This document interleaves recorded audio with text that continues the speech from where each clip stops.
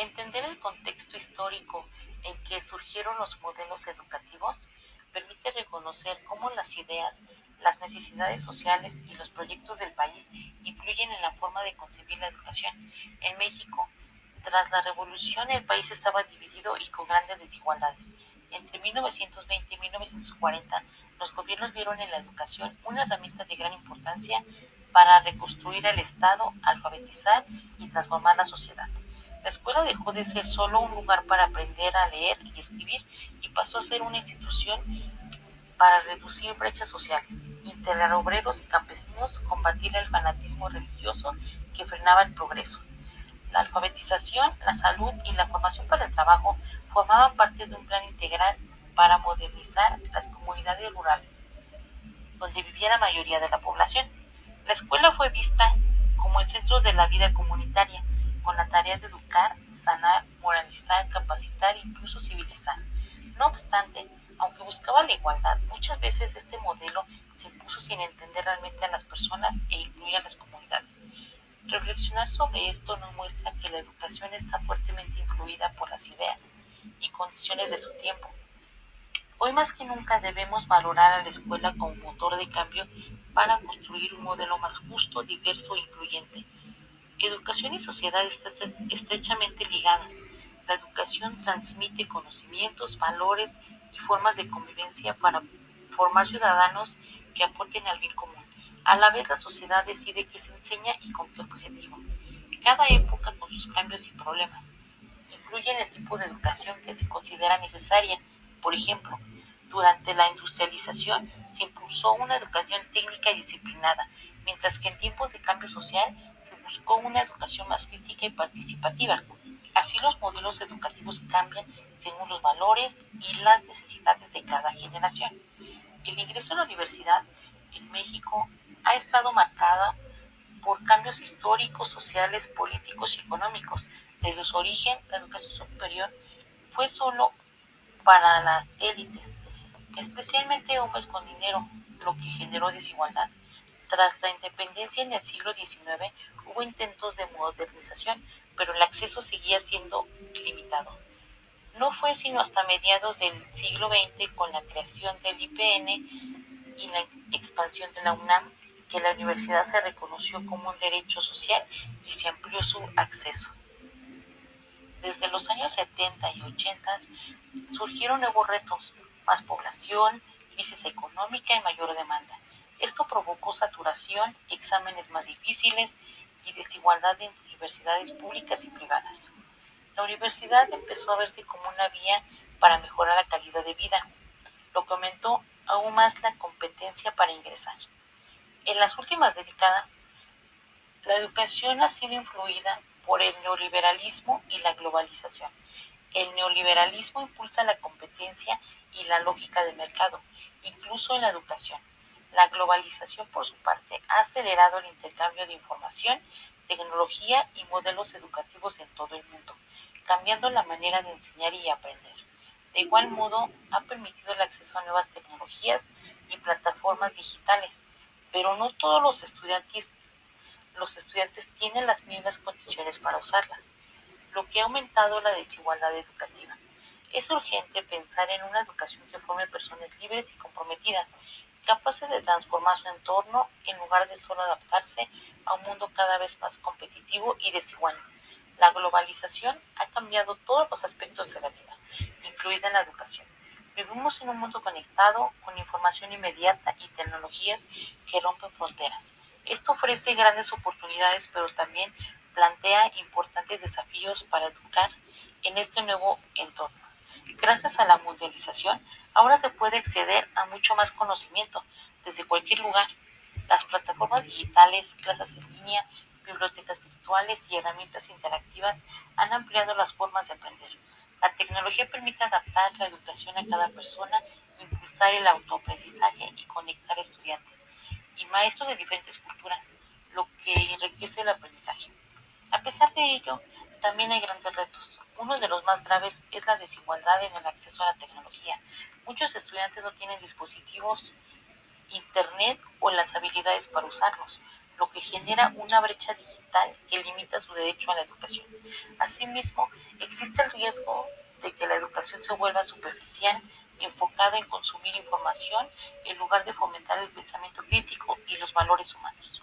Otro desafío es que la globalización puede imponer modelos educativos que no respetan los contextos locales, dejando de lado saberes comunitarios, indígenas o tradicionales. Por eso es importante que la educación sea lo positivo de la globalización, sin perder su identidad, valorando la diversidad cultural y formando ciudadanos conscientes, éticos y responsables.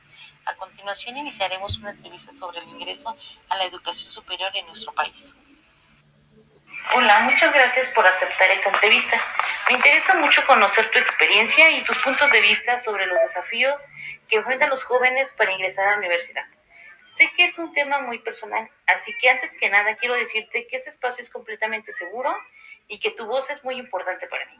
¿Podemos empezar? Sí, claro. ¿Puedes contarme un poco sobre tu infancia y tu familia? Crecí en una comunidad rural donde casi todos nos conocemos. Mi familia siempre ha trabajado en el campo. Mi papá es jornalero y mi mamá se dedica al hogar, aunque también siembra para ayudar con los gastos.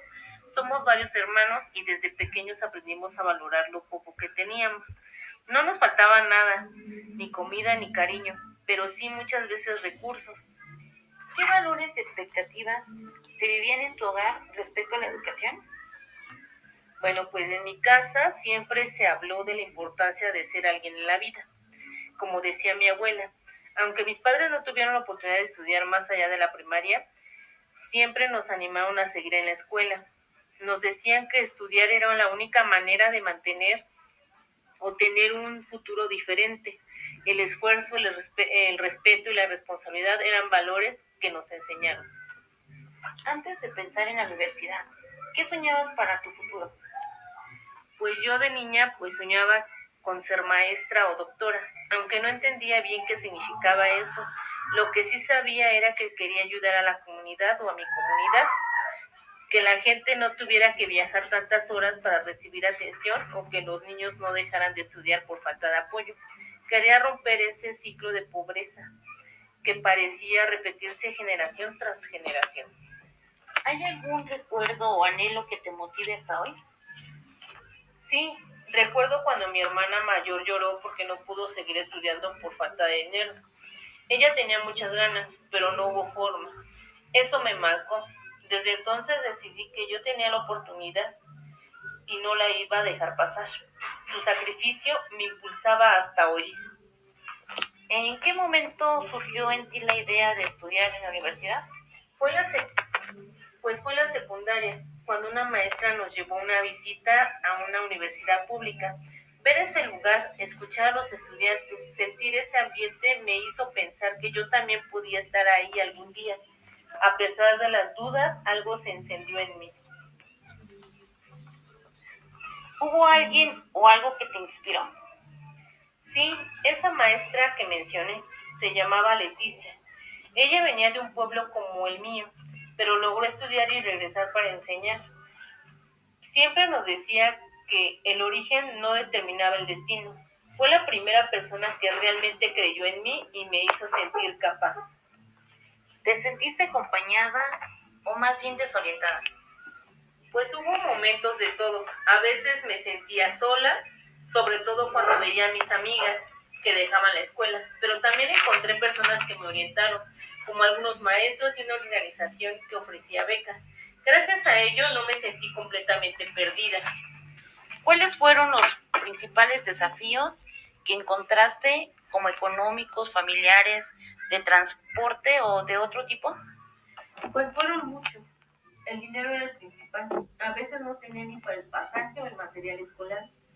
También el transporte era complicado. Tenía que caminar hasta más de una hora para tomar el camión. Además, no todos en mi familia entendían por qué quería estudiar tanto. Algunos pensaban que mejor me pusiera a trabajar. ¿Llegaste a sentir que en algún momento que no eras el perfil de estudiante universitaria? Pues sí, la verdad es que muchas veces me sentía fuera de lugar, como si no perteneciera. Escuchar a otros compañeros hablar de tanta seguridad, o con tanta seguridad, mejor dicho, o ver cómo algunos ya venían preparados separados me hacía dudar. Me preguntaba si en verdad podía lograrlo. ¿Y cómo afectó esto en tu ánimo? Pues me dio mucho miedo, me sentí insegura, incluso quise rendirme varias veces, pero después recordaba todo lo que había costado llegar hasta aquí. Pensaba en mi familia, en mi comunidad y en esa niña que soñaba con ser alguien. Y eso me dio fuerzas para seguir. Gracias por compartirme tu historia. No, de nada.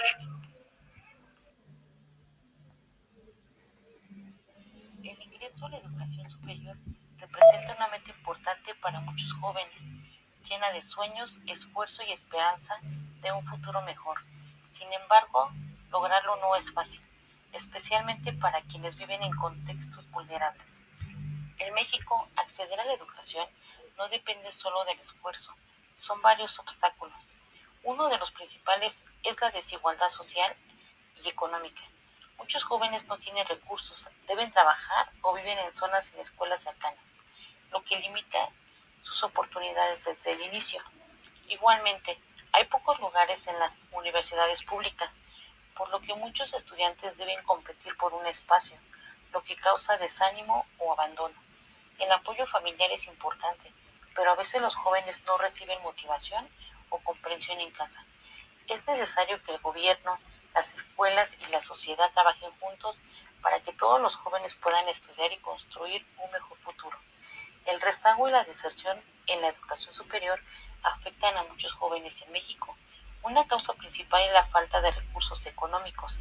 Muchos estudiantes deben trabajar para ayudar a sus familias o cubrir sus gastos. De igual forma, el poco acceso a becas, apoyos o servicios dificulta que los jóvenes se concentren en su educación. Frente a esta problemática, la educación virtual es una opción que puede reducir estas barreras. Con las tecnologías de la información y la comunicación, ahora se puede estudiar desde casa con Internet. Esto ayuda especialmente a jóvenes que viven lejos o no pueden pagar estudiar en otra ciudad. Las clases en línea permiten aprender de forma flexible, a su ritmo y sin abandonar otras responsabilidades. Así la educación virtual amplía el acceso. Por lo tanto, más jóvenes pueden estudiar sin moverse o esperar un lugar. Existen retos. No todos tienen internet o dispositivos adecuados y algunos estudiantes y maestros no saben usar bien las tecnologías. Además, estudiar en línea requiere habilidades como organización y disciplina. Para finalizar, la historia de la educación superior en México ha estado marcada por factores sociales, económicos, políticos y culturales, que han afectado quién puede acceder y en qué condiciones. El testimonio muestra claramente las barreras históricas que limitan el acceso justo a la educación. Vivir en una comunidad rural, la falta de recursos, de transporte y la necesidad de ayudar en la familia son condiciones comunes en gran parte de México. Estos problemas no son nuevos, forman parte de una realidad donde las oportunidades educativas se concentran en zonas urbanas y en grupos con menos recursos. La entrevista nos muestra un fenómeno social importante, el deseo de salir de la pobreza mediante la educación, impulsado por valores como el esfuerzo y la responsabilidad, pero choca con la falta de apoyo estructural que muchos estudiantes enfrentan. Históricamente, las políticas educativas han buscado reducir desigualdades con becas, expansiones de universidades y acciones. Aunque su aplicación ha sido desigual y muchas veces insuficiente para cambiar las realidades profundas, la concentración de recursos, la falta de apoyo en comunidades marginadas y la escasa orientación vocacional siguen siendo problemas actuales. A pesar de estas dificultades, también hay resistencias individuales y colectivas. El apoyo de maestros comprometidos, redes sociales y políticas inclusivas puede ser la clave para que los jóvenes no abandonen sus sueños. La historia de esta joven refleja no solo las dificultades históricas de la educación superior, sino también la lucha diaria por acceder al conocimiento y cambiar su realidad.